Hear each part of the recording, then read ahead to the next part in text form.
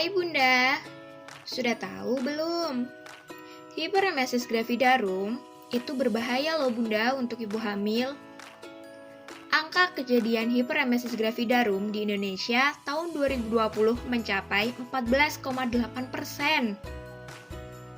Menurut survei Dinas Kesehatan Kabupaten Kediri tahun 2020, terdapat 105 kasus di Kabupaten Kediri tentang hiperemesis gravidarum. Apa sih hiperemesis gravidarum?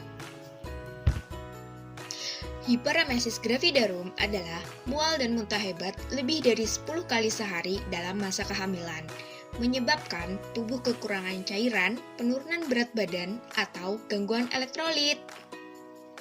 Tanda gejala hiperemesis gravidarum meliputi mual dan muntah saat hamil secara berlebihan, sakit kepala, kesulitan buang air besar, buang air kecil berlebihan, jantung berdebar, sensitif terhadap bau, dehidrasi, serta tidak nafsu makan.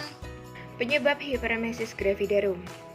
Hiperemesis gravidarum disebabkan melalui 3 faktor. Yang pertama, faktor predisposisi. Peningkatan hormon HCG atau Human Chorionic Gonadotropin akan menginduksi ovarium untuk memproduksi estrogen yang dapat merangsang mual dan muntah. Yang kedua, faktor organik, perubahan metabolik akibat hamil. Yang ketiga, rumah tangga yang retak atau kehamilan yang tidak diinginkan.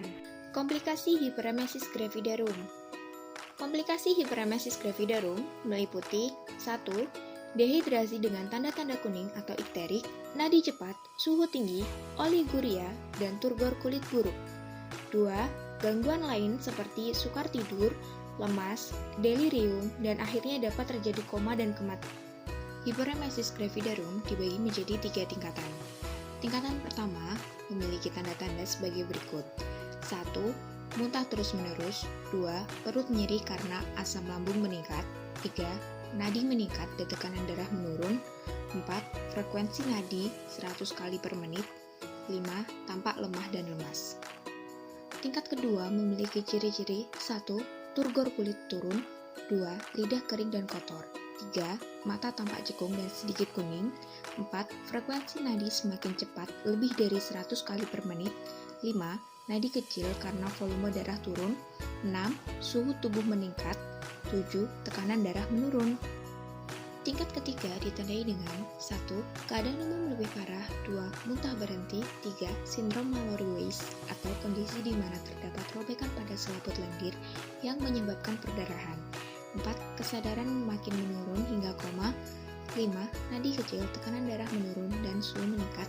6. Ikterus semakin berat, terdapat timbunan aseton yang semakin tinggi dengan bau yang semakin tajam. Hal yang dapat dilakukan ketika ibu mengalami hiperemesis gravidarum adalah yang pertama, memberikan penjelasan tentang kehamilan dan persalinan sebagai suatu proses yang fisiologi. 2. Memberikan keyakinan bahwa mual dan kadang-kadang muntah merupakan gejala fisiologi pada kehamilan muda dan akan hilang setelah 4 bulan. 3. Menganjurkan makan sedikit tapi sering. 4. Menganjurkan pada waktu bangun pagi, jangan segera turun dari tempat tidur. Terlebih dahulu makan roti kering atau biskuit dengan teh hangat. 5. Menghindari makan makanan yang berminyak dan berbau lemak. 6. Makanan disajikan dalam keadaan panas atau sangat dingin. 7. Menganjurkan makan makanan yang banyak mengandung gula. Apabila dengan cara sebelumnya, gejala dan keluhan tidak berkurang, maka sebaiknya ibu dibawa ke rumah sakit untuk mendapatkan perawatan yang maksimal, seperti obat-obatan, isolasi, terapi psikologi, dan cairan infus.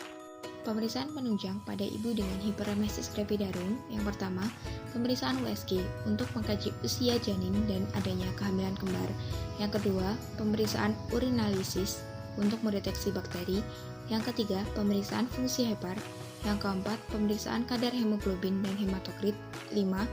Pemeriksaan elektrolit jika terjadi dehidrasi. Nah, jadi Bunda, sudah tahu kan apa itu hiperemesis gravidarum? Buat bunda-bunda jangan lupa untuk di-like, komen, dan di-subscribe. Bunda cerdas, janin sehat. Tunggu video aku selanjutnya ya. See you, bye-bye. Terima kasih.